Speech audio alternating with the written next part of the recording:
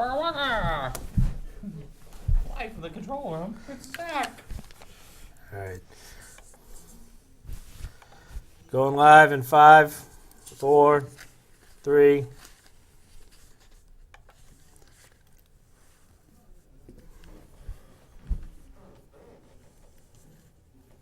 Hello and welcome back to the Walking Dead Support Group. Episode 9 tonight. The addiction has now been solved. Our fix is in and we're feeling pretty good. Once again, welcome back. Thank you for joining us. To my left, I have Jason McCarthy. To my right, Keith O'Brien. I am Alex Mann, and we are tickled pink that this episode went off as the way it did. Absolutely. As we always start off all our episodes, we have the kill count. Keith? Kill count tonight. We're back. Kill count tonight was 18. We had 18 zombie deaths. Couple of notes on that. When they were shooting over the wall, every gunshot, I'm gonna say that every gunshot's a kill. So I counted them only because they didn't show the actual kill. But I got to admit that anybody I would say that's fair enough. That's fair enough because if they you're on the weren't wall, missing. if they weren't missing, if you're on the wall, you should know what you're doing, or get out. And then we had a couple of human deaths when they were busting out Merle. I didn't really count those. And then when the governor there walked up and shot whatever his name was, because again, Andrea just can't finish the job. I think she was gonna. No, But the problem was there were just too many people there. no. I'm totally loving Andrea. I know you're an Andrea hater. I'm an Andrea hater. All right, so there are a lot of topics tonight. We're probably going to go over our normal half-hour allotment. So, Jay, we talk about this outside of the show here, and obviously we're addicted to it. Really? What do you think? Because I'm curious, where were you on this episode tonight? Did it get you back into the groove? Oh yeah, it definitely did. It had the right amount of kill counts. It wasn't all kill. There was enough plot line to support, a lot of the answers that we needed. Overall, I was happy. I think we learned quite a few things. I think we all guessed that, neither Merle or Daryl were going to die in that pit. Right. In fairness, I thought Merle could die in that pit. I thought he might self-sacrifice in a moment of glory. Obviously, I was tragically wrong on that. But that's fine. I can live with that too. Well, it sounded like he had a plan because he said, "Follow my lead, brother." Right. And then split second later, a couple of zombies' heads get popped. But he knew he was finished there. There was Yeah. no way they were going to let him get live. out of there. Yeah. So they were definitely going to do one thing or another. They were going to get in, or they were going to leave one way or the other. All right. So this episode was called "The Suicide King," and in doing some research on the Suicide King, this alludes to the King of Hearts in a deck of cards. He is the only king who does not have a mustache, who also has a blade pointing to his head. Speaking of that, I know. I Okay. have shaved and I've got a haircut. So if you're looking at the old episodes and then see this one, yes, have a I'm quarter. still the same guy. But the Suicide King himself is the King of Hearts, and depending on the mythology, it was Charlemagne or Julius Caesar, but it was a king taken out early. It was the reason why he doesn't have the mustache and the other three kings do in the deck is that he was not mature enough yet. He did not live long enough to see that. And if you look at the King of Hearts, the king actually has two hands visible and a third hand with the knife going through the king's head. Hence the Suicide King or the Murdered King. So with that, some of the other things that came up, and I because we do everything we can for you, our viewers, because we're that sick, I have a friend who is a world-renowned known tarot card reader, and I asked him, what does the King of Hearts mean there for some symbology? The King of Hearts is the emotional king. He comes up when emotions are in play. So Rick, potentially, after we saw later on, is obviously very emotional. The governor, very emotional. So if they're playing off of that, the theme behind the symbology of a deck of cards, and you could literally say the house of cards the governor built fell down tonight. Oh yeah. All right, so who are your four kings? I say, quite possibly, we have to have Rick, we have to have the governor. I'm thinking Tyrese because he's a new strong character coming in. He's very diplomatic. Or it's going to be Merle or Andrea because Andrea's speech in the town meeting was very Winston Churchill. It was, we will survive, we will not surrender, they will write history about this. So, okay, so now that I've given you the background of what the Suicide King means, where does that fit for you in the story? Am I way off? I think it fits, but Am I making it fit though? I think so. Okay. See, I can live with that. You're just putting the pieces together. But I mean, the But it writers makes- do look for symbology. No, they make for symbol. You're right. Every episode does have a symbolic nature. We've gone over that before, and we've always been wrong. No, we've been close. We've been close. We've been We're batting a 1. We're batting 1. Yeah, 1 out of 10. Sooner or later we'll get one right. One we'll get that right. That makes perfect sense. I mean, when she spoke at that little town meeting, it was very poignant, and it was to make a point. And the governor was up at the looking out the window, saying, "That's my girl." I don't think so. I think yeah. the governor said I could be in trouble. He could be in trouble. She could take my power away. I mean, they all wanted to get out, so he was losing control, and now he just wants revenge. right. But And you can understand why he wants revenge at this oh, point. yeah, absolutely. They've ruined his town. They, skewered Penny. Penny took away the security. Took his eye. Took his eye. Took his security. I want to bring up a point on that, what Sure. you just said in a second. But, the 4 kings, one's got to go. As far as the Suicide King or Right. Murdered King, whichever it would happen to be. The only 2 that are together in your scenario is Andrea and the governor. So is there going to be some kind of power change?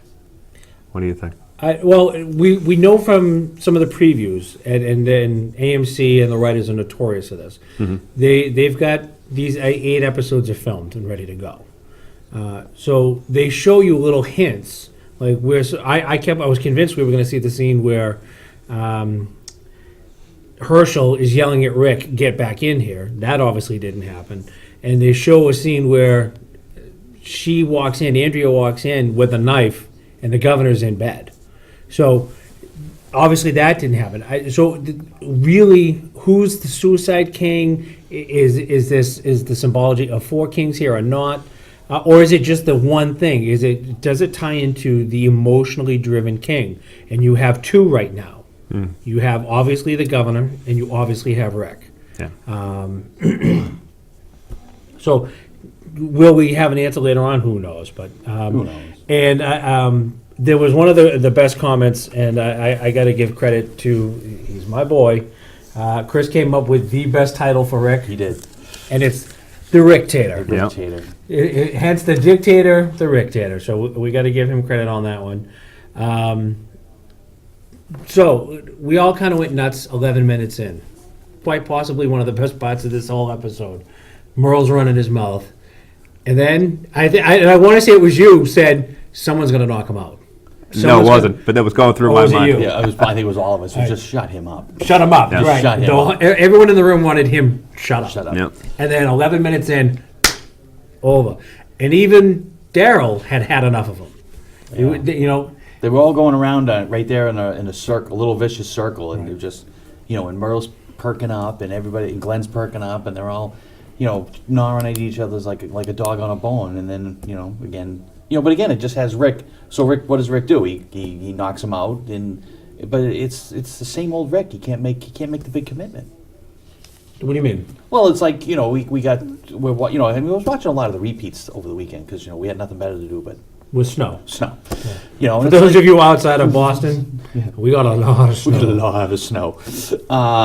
But it's Rick's always it's always tries to help everybody, does the right thing. So what does he do? He clocks Merle and he lets Merle go.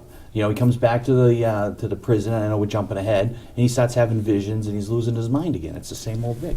Rick is Rick. Right. Well, there was one comment that I found most shocking when Rick and Daryl were back and forth over Merle comes or Merle doesn't come. He said, "You're part of the family. We need you. You're family now. He's not." So there was this identity of blood versus family that develops. Yeah. And so now Rick loses another family member. Correct. in his mind, and he there's no denying he needs them. Without definitely needs Daryl, him. He needs you've Daryl. lost a major sergeant of arms at the very least. And everybody's talking about it. They're going to be talking about it all night. They're going to be on our site, everybody's site. Everybody's going to be talking about Daryl left, Daryl left, Daryl left. Yeah. And again, like AMC, you know, they've been promoting, like you say, I was AMC and the writers, they've been promoting that this little 3-second snippet is all about this episode 309. And it wasn't, because they showed a couple of those scenes. It's not about this one episode. It's about the episodes to come. So it's the same old thing. You know, we enjoy the show. We sit here and critique it. And next episode, like, well, we got that wrong. Yeah. Well, you know, but we do We get do all some right. stuff We right. do get some stuff. If you look back to the beginning of the show, even back to the beginning of the Walking Dead period, Merle's always maintained that he just wanted it to be him and his brother. Yeah. And, you know, from the get-go in the pit, he was like, you know, follow my lead, little brother. Right. And then immediately, he doesn't want to be accepted into the group. That's why he starts running his mouth. Right. And I think at that point, he knows that Daryl's going to go with him. Yeah. Yeah. Well, So he's- and Carol brought up the point when When they came back to the prison. when they came back and they were talking, and she had said, if my ex-husband had, or if my husband had walked in here, and that's the way somebody who's been battered and abused reacts, that they know better. And there's no doubt Daryl knows better. He knows what Merle is, and he accepts Merle for who he is. And he says, he's my brother. He's tied to that. Yeah. I still think that because the show loves to touch on all these classic themes, you're going to see a Cain and Abel type scenario between those two. That one will die, and it will be at the hand of the brother. Yeah, I don't see that going any other way. Or one will sacrifice himself for the other. I see this is going to be played out along that line, but who knows? But we know he got his crossbow back. That was good. I'll take And that was just kind of like, hey, by the way, thanks. Hey, and then thanks. Yeah. going. I mean, how bad are He you? clocked him on the way out, too. Right? Like that dude should be fired. Like, you let somebody just walk up and take the crossbow. There was no resistance. That was horrible, especially as you're shooting walkers. That was fantastic.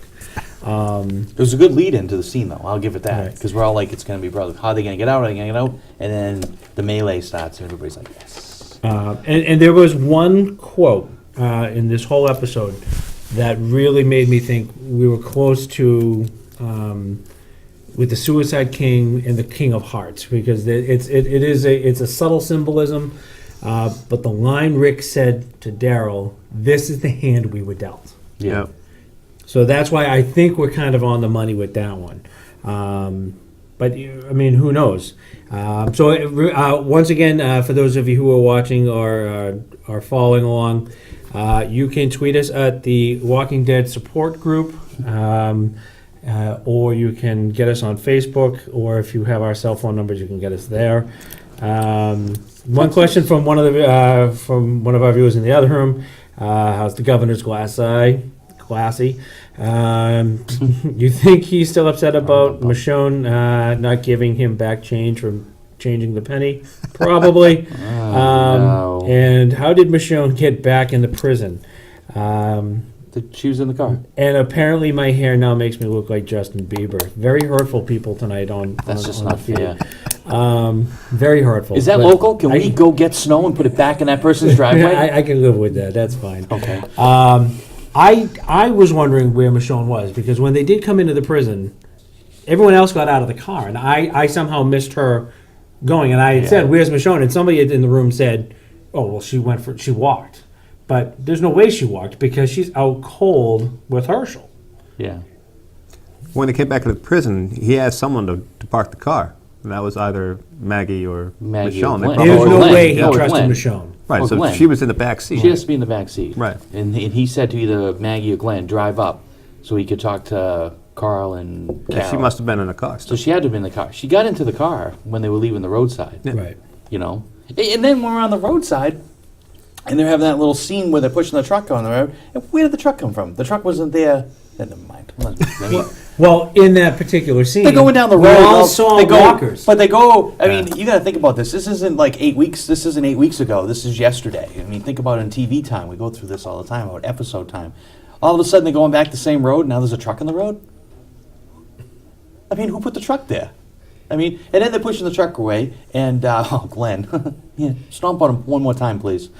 Stomp on those one. But we got walkers walking through the woods. We got a walker down the street. Nobody pays attention to him. So Billy, Yeah, I saw that. That was he hits us up with 2 questions. Do you think Lori appeared to warn them of the father and son to get rid of them because she had left after they left? Kind of a warning to Rick. Do you think Lori? Oh, okay. I don't think Lori's appearing in any other fashion than Rick is stressed. For the people who read the comic book, who want the series to be more entrenched in it, that's one of the things that drives Rick's character. The phone thing was a little bit of a tribute to in the comic book. Rick is walking around with a cell phone that does not work, and he's hearing voices. And we knew Lori was going to come back one way or another because she actually never really said she was out of the show. She said they just killed me off. What I did notice, though, as they were up there, they did keep her in the shadow, but she almost looked like her mouth little zombie-ish. was zombie-ish. Zombie You makeup know? on, yeah. So I don't know, and I found it interesting, the white dress. Yeah, because she was with Shane. She doesn't get to wear She's, white. yeah, she's not. There is no white wedding for her. Oh, and by the way, Twitter absolutely love you. Twitter is probably one of the best groups we have. They're the most active, and there was a joke there that we have to get out in the open, and it's based off of the 2 guys walk into a bar. 2 guys walk into a bar. Rick shoots them both. And it was just awesome. I loved that one. I saw that yesterday on the marathon. I was like, yes. And then Billy's other statement on the Facebook feed was, Andrea is now the Queen of Woodbury, and I don't believe Billy actually gets us live. No, he doesn't. So that is an odd comment. So that's an odd that he would hit that. I was going to say that he's hitting the Queen of Hearts when he doesn't get the episode to hear about the Suicide King reference. Right. So that's that. So, maybe there is. Maybe there's more to it. Which than is a that. shame because he's not that smart. He won't watch it. Don't worry. Just more hurtful. Yeah, it's true. It's got to be the snow. gonna Yeah, get people snow. was definitely stressed out from the snow. And you know what? There was such a loose reference to when they went through a winter. And you know what? I'd like to see walkers try to get through what we've got for snow. No, they cover that. That's in World War Z about how the walkers. Yeah, but that's World War Z. Yeah, no, it's a different It's got book. Brad It's a Pitt. different- So it's I'm got- not. No, it even doesn't have close. Brad Pitt in the book. I read the book. The book's way much better. But, they talk about that because, zombies freeze and they're easy kills. Like Chester over here. He's not moving. Yeah, by the way, if you're a new viewer, this is Chester the Molester. Before they ended up in Woodbury in the prison, he was already dressed up in prison garb. So, completely random chance there on that one. Plus, it's Georgia. That's not really winter. It's a season. It's not winter. They get winters, They kind of, they sort get- of. Kind of, sort of. So we had our resident Jeff Foxworthy sighting. For those of you, Alex, right? Axel. Axel. Yeah.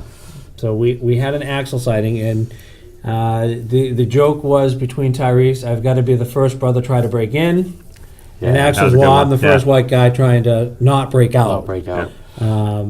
So we know there's got to be some kind of harmony here that whatever it is, but after Rick's behavior, realistically, can you let him be the leader? No. No, you got to switch cells. Let Michonne out. Put him in.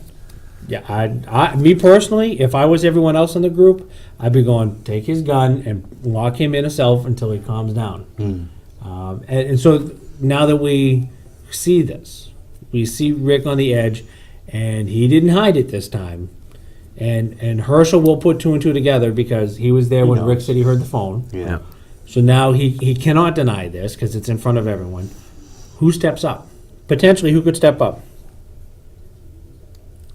Carl.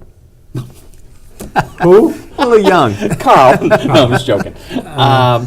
No, I think if he gets the, I think you're on the right track where Herschel will get it and say, we gotta, like you say, Rick's gotta calm down, maybe if they can find some Valium, because he talks about it when he was taking care of Michonne in the thing. She says, I think she's got a concussion. She's out cold. He knows she's exhausted and tired. Still has a gunshot wound to the hip. and she's still fighting, and she goes, she'll be out, and she needs a couple of days. She's probably got a concussion. He'll put 2 and 2 together that, Rick's like losing it. Right.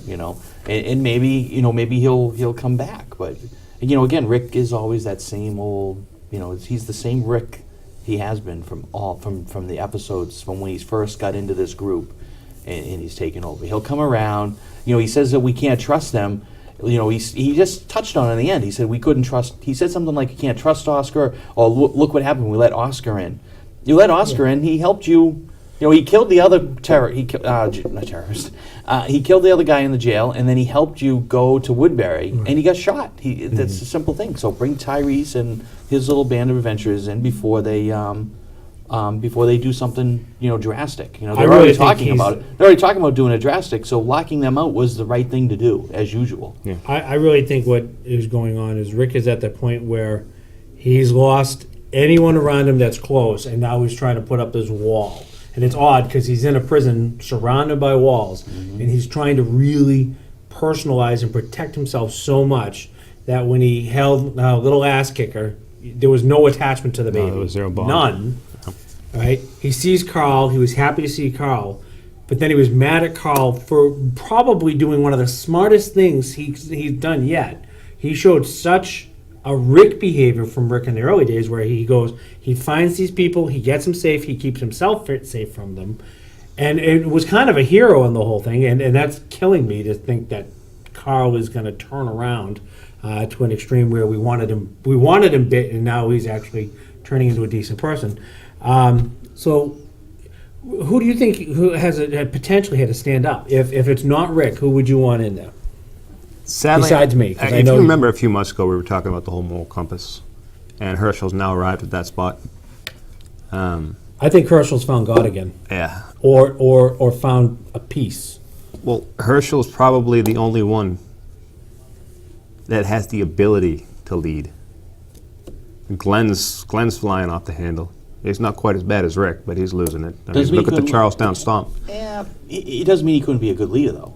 Yeah, but He's already he's gone down that losing it, road but with he temporary just took it out insanity. on Merle beat the crap out of me. He thinks the governor raped his girlfriend, which I guess we're a little confused on because he didn't, but maybe he did. I think he wanted Quinn to I think think he that. wanted Glenn to think that. So he obviously he still broke her down, or his attempt to break her down, and it didn't happen because she stood up to him.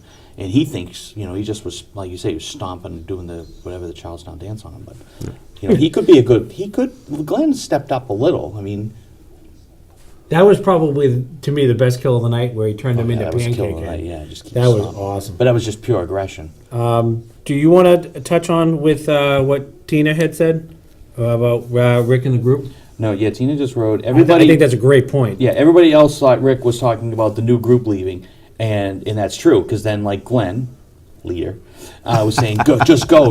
Like I mean, are they going to go back and get him? And he's waving his gun around, saying, "Get out of here! Get out of my head! Get out of here!" And it's because Laurie's standing up on the tiers, Yeah. looking down on him. And as Tina writes, everyone else thought Rick was talking about the new group leaving, and that wasn't it. He just wants her out. I want her out. And so yes, I believe that most of those people do think that, but we obviously know the difference. yeah. So do you think the voices for Rick are ever going to settle down, or do we think this is now his permanent temper? Is this his Joan of Arc Yeah. behavior? Yeah. That he will only win with this kind of behavior behind him, and eventually it'll be his downfall, I think. It will, because they didn't bring in, you touched on the phone, right? The whole premise in the comic books is Rick walks around with the phone all the time, and they didn't bring that into this. It was one episode and the phone was gone, but now he's losing it. He's having these visions. He hears the baby screaming, and he hears it a little bit louder and louder and louder, and he was getting ready to, I'm sorry to say, chuck that thing against the wall. And now he's got the visions of Laurie up in the tiers. So this is just another Rick storyline that we're going to have to deal with. I think at some point he's going to get over that. I don't think it's going to be his downfall. I think he's going to kick it, and he's going to have to. I mean, if you look at what he's been through with the history of his wife, and then Shane on top of it, and he lost her, never saw her body. Just assumed what happened to her. Yeah, he saw the bloated Walker who probably hit her. It's just he's so torn between. I mean, when you look at the way he treats each new person that comes around, his problem is either at any given time it's either guilt or trust. He either doesn't trust them, or he feels guilty that he's probably just going to lead them to their death too. Right. And I think that's the struggle that he's dealing with at the moment. Rick is, I mean, obviously everyone in this area would suffer from a form of PTSD. I mean, there's no disputing that would do it to you. But Rick can only function normally under the extreme situations. He's at his best tactically. He's at his best as a support of taking action when he is in the absolute worst moment. He's hyper vigilant, and the thing is, and we see it in today's world with people coming back from in the military, PTSD is the more extreme you get, the more risky your behavior becomes, and it's harder and harder to deal with. And the only way you can feel normal and sane is when you're in those situations. And I mean, that's why I think it's going to be his downfall. And I think it has the potential of bringing Daryl back full circle, because we all thought Daryl had a strong potential at being the next Rick replacement. And what do you think? How bad did the women who are fanatics about this show? I thought I was a fan about the show. They are fanatic about Norman Reedus. They love Daryl. Daryl, yeah. Do you think they collectively lost their mind today? Like Twitter went nuts. Does Daryl's back? Where's Daryl? Yeah, where's Daryl? At least to the point where they showed the preview for next week. Yeah. You know, Daryl's right there in it. Yeah, but they were talking, like Alex says, they were talking about that, the Xfinity commercial. Comcast's commercial where they show, Walking Dead is coming back in the AMC, and it's like the how the family, did you see it? You saw it? Yeah. Yeah, and Daryl's in that. Daryl's in that, not Rick, Right. not anybody else. Daryl's in that. Yeah. You know, The Daryl is like, Australian, he's like the main character. in Australia, there One of was a promotional commercial done, and Daryl is walking off an airplane into an airport, and everywhere he looks, he's seeing something that looks like someone from the show. So you see a quick flash of like a scene from the show. You don't even see the character in the airport with him, and he's not in character, but they said something to him. Oh, he was checking in his crossbow. And first of all, it's Australia, so why anyone would bat an eye at a crossbow is yeah. hysterical to me. But the customs guy's like, "Do you really think you need a crossbow?" And he's looking around and he sees walkers and he sees all kinds of crazy stuff, and he didn't goes, see that. "Oh yeah, I need this," and he just keeps going. I didn't see that. That's He has awesome. become such a focal point for a guy who was really not supposed to be written into the show. They're stuck with him. No, they're Well, definitely stuck on. they want to be. I at least I think. Right. When you look at the whole history of the show, it's mostly based off the comic books. Right. But Daryl brings that unpredictability. They can do a lot with Daryl Right. to keep you guessing. Where normally they just followed the comic books, Right. you know exactly what's going on. But Daryl brings that piece of unpredictability that they can do a lot of different things and change things up. Well, Carol had even said when she was talking about Daryl not coming back and her identifying with that, she had said, we need more men like that in this world who follow their loyalties, who follow what they believe, whether she agrees with it or not, because nobody likes Merle. But she had said, I mean, and that's obviously, she's she's obviously taken with him. But Daryl said she'll understand. And I was like, there's no way she's going to understand. This is going to put her over the edge. And she's like, Yeah. no, I get it. I totally get it. Now, they have to come back and Oh, they're goes going to to her. back, yeah. Going to tie in. For whatever reason, they'll find out that they'll find out either the people from Woodbury are coming to the prison, or is there another threat? Right. You know, do Daryl and Merle come across another threat, and he talks his brother into going back? You know, Could be something as simple as a pack of Merle has walkers nowhere- driving towards the prison. technically Merle has nowhere to go, so Merle's going to go wherever his brother tells him to go, or they're going to do whatever they want to do together. Yeah. You know, Well, he he's can't an go I outcast back think, to I think the Woodbury. problem is Daryl became an equal. Yeah. Right. And that was the first time. He was now an equal. Rick, who obviously was running the show, but he's looking at Daryl as an equal. He is looking at him as a valuable person, part of this team. He refers to him as family. and that's important to Daryl.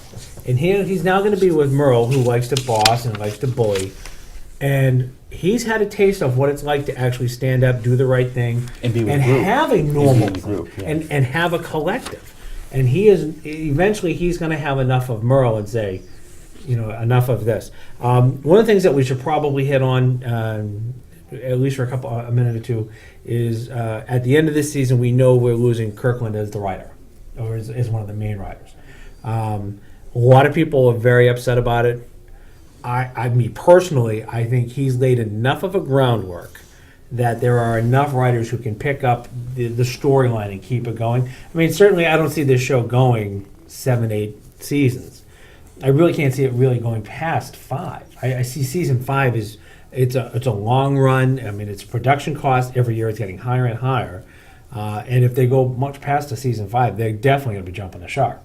So, I mean, what do you think? With or without Kirkland, I mean, do you think it's going to drop or not, or do you want to wait and see? When he was interviewed, he said that the basic disagreement, the producers want to go somewhere else with it.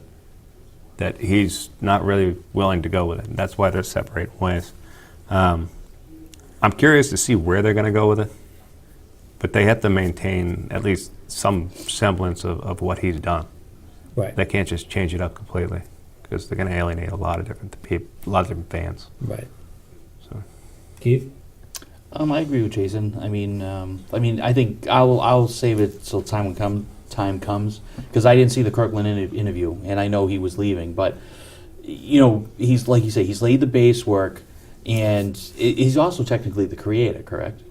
Is he He's the writer creator in the comic book. He's the creator of the comic book. Right. So he has some creative control over the show, and he's the writer of the show, which means even if he leaves after this and season 4 is a bust, he comes back to season 5 and puts everything, and puts 16 episodes on the table and says, "This is it." Why? Because it's my show. I mean, it's much like he could do that the way AMC's running this production. Yeah. He could do that halfway through season 4. Right? At any time, He could let them come back. flounder with a couple bad episodes, which, by the way, will kill us. Yeah.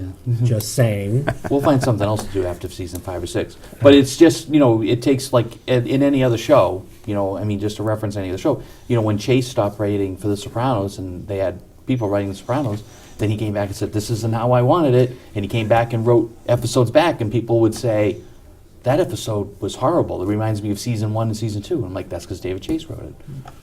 Right. Dave, getting way off track, but David Chase wrote the final, and people were like, "What just happened?" That's how David Chase wanted the show, and that's how it happened. So, in retrospective, when you get around to a writer, if he's taking a break from the show, as Alex says, anytime in the middle of season 4 or at the end of season 4, he can just come right back to the creative table and say, "Here's 16 episodes.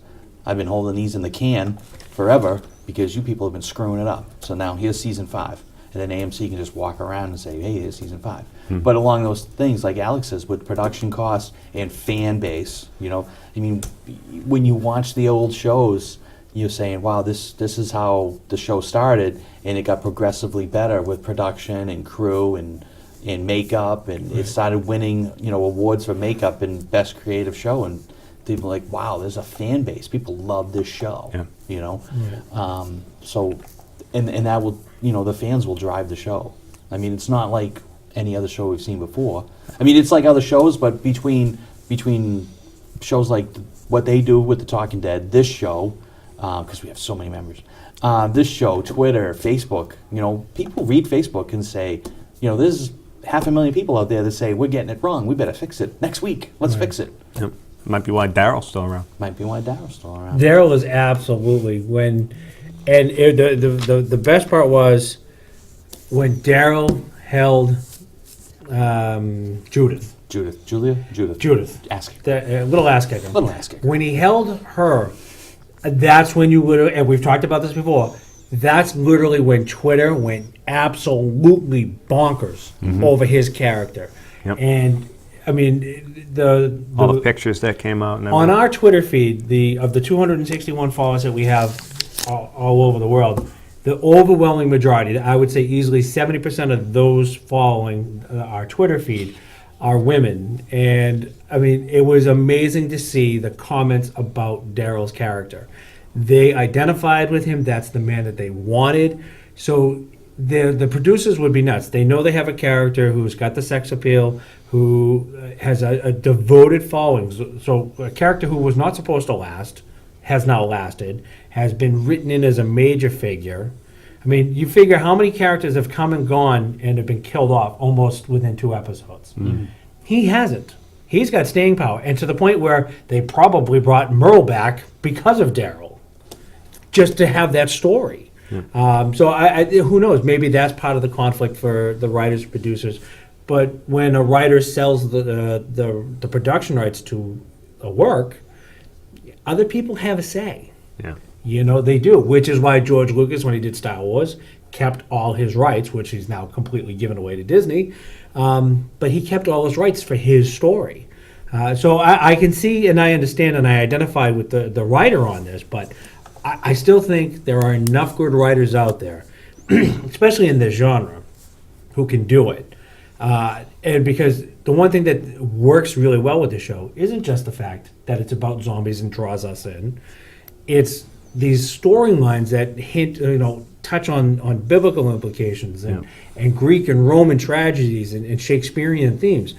So if you have an appreciation of literature, which is when people start, why do you watch a show? And I explain why I'm hooked on this show. It's this storyline that you make a decision now. That decision doesn't bother you at the end of the episode, and it doesn't bother you in 2 episodes. But by the end of this season, that small ripple that rocked you through into the lake is now a wave crippling you. Yeah. And we're seeing it with Rick. It's literally crippling him. It's an old saying, the decisions we make today will affect us 5 years from now. And that's pretty much true. Oh, absolutely. And it's one of those things where it continues to kind of come out. So we've obviously had a great time with this. We hope that next week you come back with us and enjoy what not only The Walking Dead, but The Walking Dead support group. And by the way, we now have to compete with The Talking Dead. It's Talking Dead's on because its now own. that horrible comic book men show's out of the way, we're actually now competing immediately with The Talking Dead, which I find surprising because one of the reasons why they had that buffer was the East Coast would see it, then is it Central? I always thought they showed a repeat right away. Then it was Comic Book Right. Men, then Talking Dead. Wasn't it? I thought the Talking Dead was I thought they would show the Dead, then they would repeat the Dead, and then that would come on. Oh no, it was. You're And right. then No, I'm sorry. they capitalized off of The Walking Dead to help launch Comic Book Men. It was Comic Book Men, then Talking Dead, and then the repeat was on at midnight. Right. That's what it was. I'm sorry. But the time zone is the issue, which is why I'm surprised The Talking Dead is on Now. immediately now, because the people in the Central Time Zone are not really going to be, Yeah. they're going to automatically know what happened, which is, so obviously they've got to be working something there. So that's something we should probably look into. But as always, we always like to end the show with, what did you learn today? What did you learn from today's episode? Jason? I think that I took my own thing away from the Suicide Kings title. I saw it as the people that are in charge are all losing control. And not necessarily losing control of themselves or their groups or any combination of the two. But these leaders, they're either going crazy or losing control of their people, and they all have to do something to fix it. It's something that, Andrea could step in, Herschel might need to step in, and your leaders are going down, and it's going to happen soon, I think. I'm surprised I didn't see that earlier, because I kind of hinted at it, but I didn't mean it the way you just nailed it. You have the 2 major figureheads now having a breakdown. That obviously everyone saw Rick have an emotional breakdown. Everyone saw the governor not in control. He had them safe for a very long period of time. He made their lives normal, and now the town got overrun. Walkers or whatever, biters got inside. Yeah. They lost another one inside, not because of the terrorists, but because somebody got through the wall, and people were trying to leave. And his watchmen, the guys he has on the fence, turned on those people. Yeah. So you're absolutely right. You're seeing this. Both storylines are occurring at the same time. The storyline is the same, occurring at two locations, and the fallout is what's going to be different. Yeah.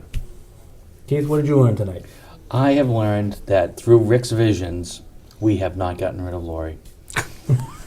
All right. We tried. We tried. You know, I will just say it again. I mean, I know we're all pretty, like you said, up here in the Northeast. For anybody that's watching this tomorrow or the next day when it gets loaded up, we've been sheltered in here for 48 hours in the snow, and we've been watching the repeats. And there's nothing better than watching the repeats when Lori and Rick have a little heart-to-heart about Carl in the farm, and you're watching a repeat, and you're like, oh, thank God she's going to die eventually. And she's back.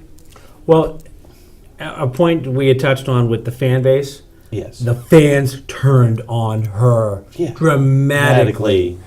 Yeah. Dramatically. And so she was gone. Right. But But we're watching the marathon. I'm watching the marathon, and maybe somebody's in my house. Brenda's not a big fan, but she watches enough of it, and she's like, "Isn't she dead?" And I'm like, "Oh, thank God, not yet." But she's going. Or people will say, "Hey, I'm watching the Dead. I'm getting hooked on the marathon, but I can't stand that Lori." And I'm like, "Don't worry, don't panic. It's coming. Good things coming. Good things coming." I don't ever remember a time where she was a likable character. Well, she wasn't a disliked character, but initially you could almost accept her and Shane being together because she was lied to, Right. but then Constantly. she became a manipulator. That's going back to the Shakespearean thing. She was like Macbeth's wife. You've got to kill the king.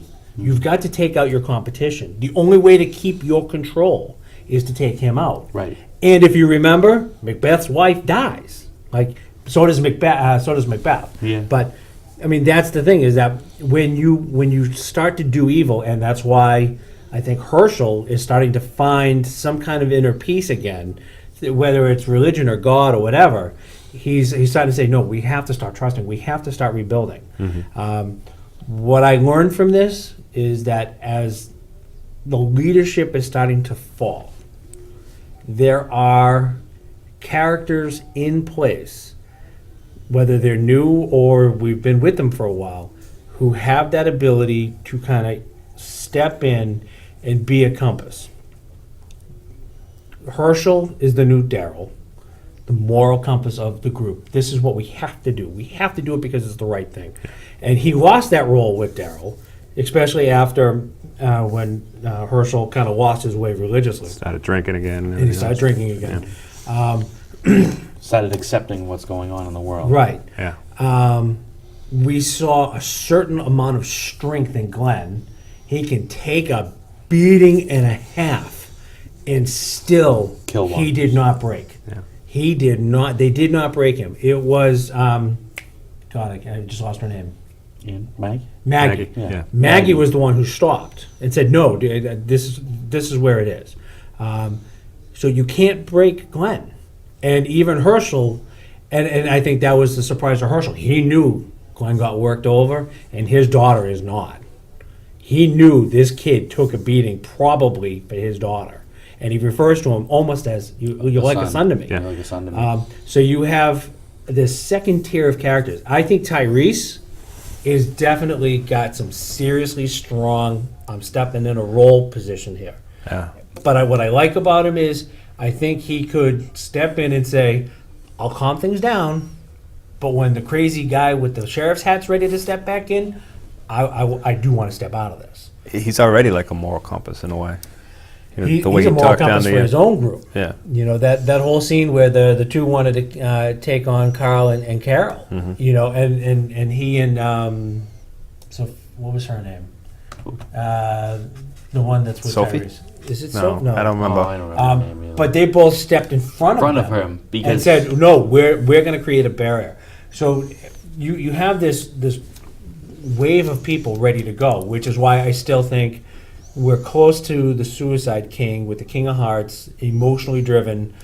one of them will fall, and it's either the Suicide King, and because he dies, or he's killed, depending on the mythology of the card. So I think what I learned from this is I absolutely love this show. 2 months was way too long. And I'm happy it's back. So with that, Very happy. get on Facebook, get us on Twitter. Thanks a lot, and have a great night. Thank you. Night.